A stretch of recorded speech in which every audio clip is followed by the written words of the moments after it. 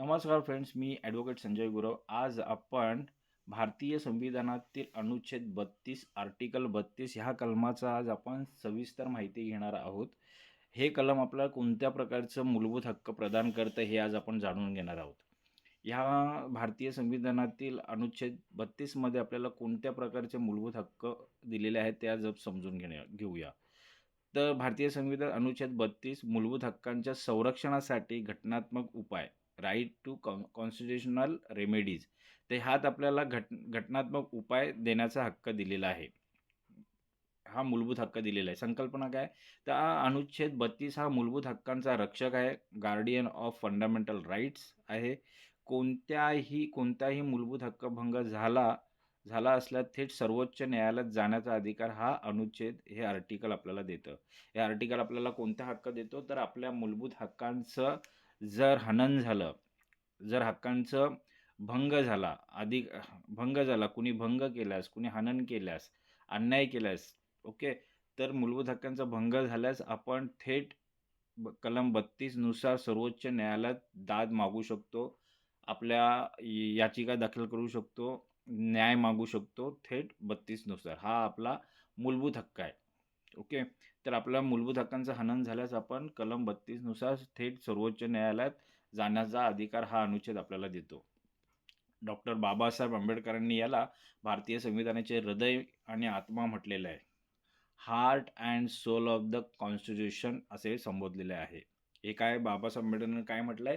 तर हे कलम 32 आर्टिकल 32 हे संविधानाचं हृदय आहे, आत्मा आहे असे डॉक्टर बाबासाहेब आंबेडकरांनी ह्या कलमाला म्हटले आहे. याची व्याख्या कशी घेता येईल? तर अनुच्छेद 32(1) नुसार मूलभूत हक्क अंमलात आणण्यासाठी सर्वोच्च न्यायालयात जाण्याचा अधिकार.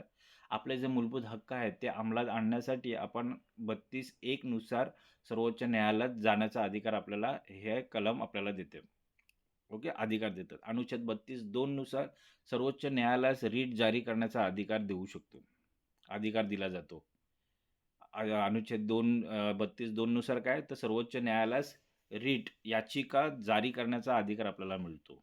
अनुच्छेद 32(3) नुसार काय? उपकलम 3 नुसार संसद इतर न्यायालयांना रीट याचिका अधिकार देऊ शकते. संसद काय करू शकते? तर इतर न्यायालयांना रीट याचिका अधिकार देऊ शकते.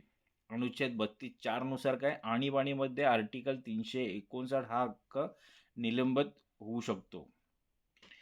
32 नुसार काय होऊ शकतं? 32(4) नुसार काय होऊ शकतं? आर्टिकल 32(4) नुसार त्या आणीबाणीमध्ये ज्यावेळी आणीबाणी लागेल देशामध्ये त्यावेळी आर्टिकल 359 नुसार अन्वये हा जो आपला हक्क आहे हा निलंबित होऊ शकतो. हा 32 कलम 32चा आर्टिकल 32चा हक्क जो आहे मूलभूत हक्क आहे, हा आणीबाणीच्या वेळेस आर्टिकल 359 अन्वये अंतर्गत हा आपला हक्क निलंबित होऊ शकतो. अशी तरतूद अनुच्छेद 32(4) मध्ये केलेली आहे. ओके. तर आपण तरतुदी पुन्हा समजून घेऊया. अनुच्छेद 32(1) नुसार आपल्याला कोणती तरतूद केलेली आहे? तर मूलभूत हक्क अंमलात आणण्यासाठी सर्वोच्च न्यायालयात जाण्याचा अधिकार आहे. अनुच्छेद 32(2) नुसार 2 मध्ये तरतूद अशी आहे, की सर्वोच्च न्यायालयास रीट याचिका जाहीर करण्याचा अधिकार आहे. अनुच्छेद 32(3) नुसार आपल्याला संसद इतर न्यायालयांना रीट अधिकार देऊ शकते, अशी तरतूद आहे. तर अनुच्छेद 32(4) मध्ये आणीबाणीमध्ये आर्टिकल 32 आपलं हे जे मूलभूत हक्क आहे ते आर्टिकल 359 अन्वये अंतर्गत हा हक्क निलंबित होऊ शकतो. अशा तरतुदी ह्या कलमामध्ये अनुच्छेद 32 मध्ये केलेल्या आहेत. ओके. ह्या कलमाचं स्वरूप कसं आहे? तर हा कलम हा मूलभूत हक्क आहे, न्यायालयीन उपायाचा हक्क आहे, जस्टिसेबल आहे, संरक्षणात्मक आणि बजावणी स्वरूपाचा आहे, नकारात्मक तसंच सकारात्मक अधिकार देणारा आहे. स्वरूप कसं आहे? तर हा मूलभूत हक्क आहे, न्यायालयीन उपायाचा हक्क आहे, जस्टिसेबल आहे, संरक्षणात्मक आणि अंमलबजावणी स्वरूपाचा आहे, तसेच नकारात्मक आणि सकारात्मक अधिकार देणारा हा याचं स्वरूप आहे या कलमाचं. ओके. व्याप्ती कशी आहे? त्या अनुच्छेद 32 अंतर्गत फक्त मूलभूत हक्कांचे उल्लंघन झाल्यास आपल्याला मूलभूत हक्कांचे उल्लंघन झाल्यास आपण ह्या कलमानुसार कलमान्वये थेट सर्वोच्च न्यायालयामध्ये न्याय मागू शकतो. थेट सुप्रीम कोर्टात सर्वोच्च न्यायालयात जाण्याचा अधिकार मिळतो आपल्याला ह्या कलमानुसार. आर्टिकल 226 पेक्षा मर्यादित पण शक्तिशाली असा आपला हा मूलभूत हक्क आहे. अनुच्छेद 32 आहे. ओके. पार्श्वभूमी कशी आहे? तर ब्रिटिश काळात न्यायालयीन उपाय अपुरे होते म्हणून अ, नागरिकांना मूलभूत हक्क असावा यासाठी हे कलम अस्तित्वात आलेलं आहे. स्वातंत्र्यानंतर राज्य सत्तेपासून नागरिक संरक्षण करण्याचे न्यायालय बरोबर संविधान संरक्षक अशी पार्श्वभूमी आहे. तर इतिहास काय, हिस्टॉरिकल डेव्हलपमेंट काय, प्रेरणा कुठून घेतलेली आहे? ते इंग्लंडमधून घेतलेली आहे. प्रेरोगेटिव्ह रिट्समधून प्रेरणा घेतलेली आहे. अमेरिकेमधून ज्युडिशियल रिव्ह्यूमधून प्रेरणा घेतलेली आहे. संविधान सभेमध्ये नागरिक हक्क बरोबर उपायाशिवाय अपूर्ण ठरतो असं मत. अनुच्छेद 32 अंतर्गत रिट्स कोणत्या कोणत्या आहेत? कोणत्या याचिका आपण अधिकार मिळतात अनुच्छेद 32 नुसार? ते हॅबियस कॉर्पस, बेकायदेशीर नजरकैद झाल्यास, बेकायदेशीर आपल्याला जर कोणी डिटेन्शनमध्ये ठेवलं असेल, बांधून ठेवलं असेल, डांबून ठेवलं असेल, नजरकैद झाल्यास, त्या हॅबियस कॉर्पस आपण ही याचिका दाखल करू शकतो न्यायालयात. मॅन्डॅमस, सार्वजनिक कर्तव्य पार पाडण्यासाठी जर कोणतं सार्वजनिक प्रशासकीय शासन किंवा कार्यालय जर सार्वजनिक कर्तव्य पार पाडत नसतील, काम करत नसेल, तर आपण त्यासाठी त्याच्या विरोधात मॅन्डॅमस ही याचिका सर्वोच्च न्यायालयामध्ये दाखल करू शकतो आणि ते सार्वजनिक कर्तव्य पार पाडण्यास भाग पाडू शकतो. प्रोहिबिशन ही एक याचिका आहे. खालच्या न्यायालयास थांबवणे. प्रोहिबिशन काय सांगतं, की सर्वोच्च न्यायालयाकडून किंवा हायकोर्टातून आपण जे कनिष्ठ न्यायालय आहेत, त्यांना थांबवण्यासाठी, त्यांचा न्यायनिवाडा थांबवण्यासाठी आपण प्रोहिबिशन ही याचिका दाखल करू शकतो. सेर्शिओरेरी ही एक याचिका आहे. ही एक रेट पिटिशन आहे. ती सेर्शिओरेरी काय आपल्याला हक्क देते, की चुकीचा आदेश रद्द करण्यासाठी सेर्शिओरीचा वापर केला जातो. जर एखादा चुकीचा आदेश न्यायालयाने काढला असेल, तर तो रद्द करण्यासाठी सेर्शिओरी ही याचिका आपण दाखल करू शकतो. ओके. को वॉरंटो ही एक याचिका आहे. ह्या को वॉरंटोमध्ये काय होतं, धारणेची वैधता आपण मागू शकतो. एखादा अधिकारी एखाद्या सरकारी कार्यालयात जर काम करत असेल, तर त्याची पदधारणा कशा अन्वये आलेली आहे, ती मागण्याचा हक्क आपल्याला को वॉरंटोमधून मिळतो. तर ह्या 5 रिट पिटिशन आहेत, याचिका आहेत, यांच्या मार्फत आपण आपले दाद न्यायालयासमोर मागू शकतो. कोणत्या आहेत? हेबियस कॉर्पस, मॅन्डॅमस, प्रोहिबिशन, सर्सोररी आणि को वॉरंटो. ओके. ते ह्या महत्त्वाच्या रिट पिटिशन्स आहेत. ते ह्या प्रत्येक नागरिकाला माहीत असणं गरजेचं आहे. तर ह्याचा अभ्यास तुम्ही करून घ्या. ओके. हॅबियस कॉर्पस, बेकायदेशीर नजरकैद ह्यावरती एक चित्रपटही आलेला आहे जय भीम करून साऊथमधला. तो पाहिलाच तुम्हाला ह्या हॅबियस कॉर्पसचे महत्त्व तुम्हाला कळेल. ओके. तर तो चित्रपट तुम्ही नक्की पहा जय भीम करून. संबंधित संविधानिक कलमे कोणती आहेत?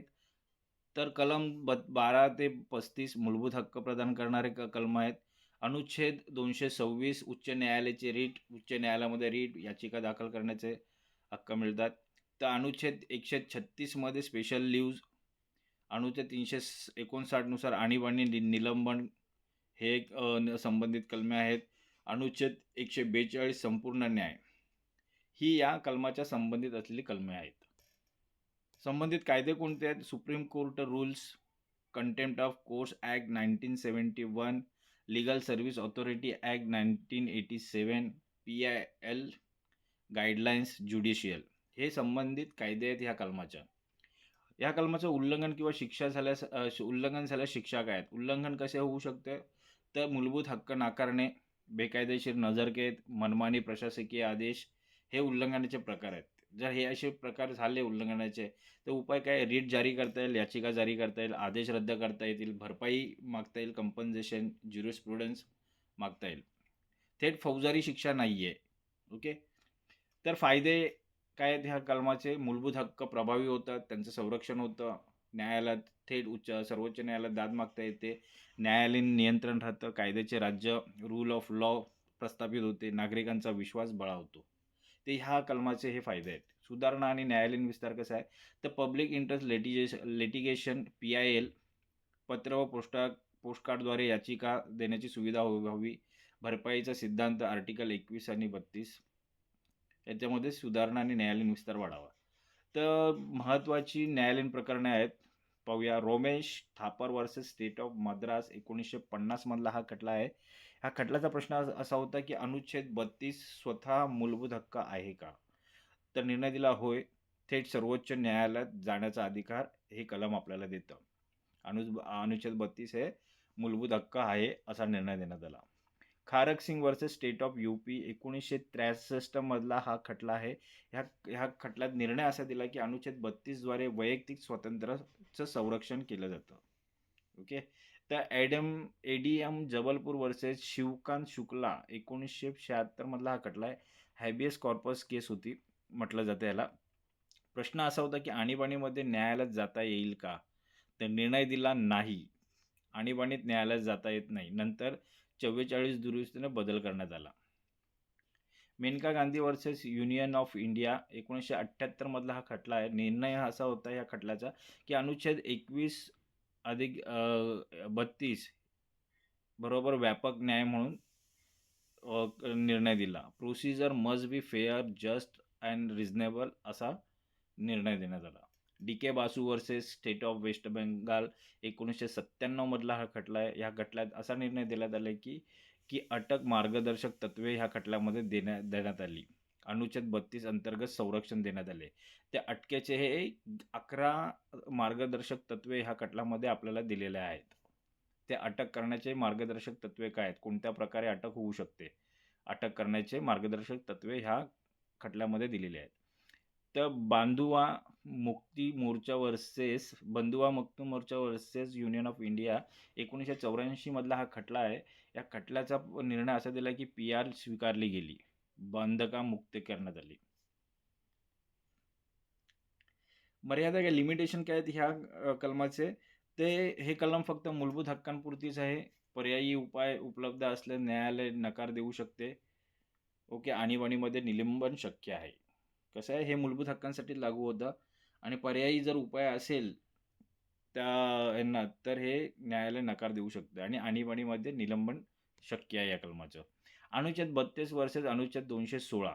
ओके. तर मुद्दा काय आहे की न्यायालय अनुच्छेद 32 नुसार आपण सुप्रीम कोर्टात जाऊ शकतो. अनुच्छेद 226 अन्वये आपण हायकोर्टात दाद मागू शकतो. स्वरूप कसं आहे, तर अनुच्छेद 32 हे मूलभूत हक्क आहे, तर अनुच्छेद 226 हे विवेकाधीन आहे. व्याप्ती कशी आहे याची, तर अनुच्छेद 32 हे मर्यादित आहे, तर अनुच्छेद 226 हे व्यापक आहे. समीक्षा कशी करता येईल यांची, तर समीक्षा क्रिटिकल अनालिसिस कसं करता येईल, सकारात्मक भूमिका काय आहेत, गोष्टी काय आहेत. संविधानिक संरक्षण मजबूत होते ह्या कलमामुळे, न्यायालयीन सक्रियता वाढते, PIL मुळे सामाजिक न्याय मिळतो. नकारात्मक काय, न्यायालयावर भार पडतो, न्यायालयीन अतिसक्रियता आणि गैरवापराची शक्यता, हे नकारात्मक गोष्टी आहेत त्याच्या. समतोल मत काय घेता येईल आपल्याचं, हक्क अधिक जबाबदारी बरोबर अनुच्छेद 32 ची खरी भावना. हक्क आणि जबाबदारी ह्या दोन गोष्टींना सांभाळला पाहिजे, समतोल साधला पाहिजे.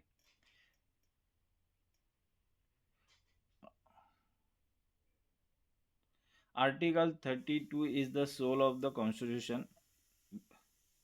Without remedies right are meaningless. जर रेमेडीज नसतील तर राईट्स काही कामाचे नाहीत. PIL is the extension of the article 32. तर निष्कर्ष काय आहेत, अनुच्छेद 32 हा भारतीय लोकशाहीचा किल्ला आहे, जो नागरिक आणि राज्य यांच्यात घटनात्मक संतुलन राखतो.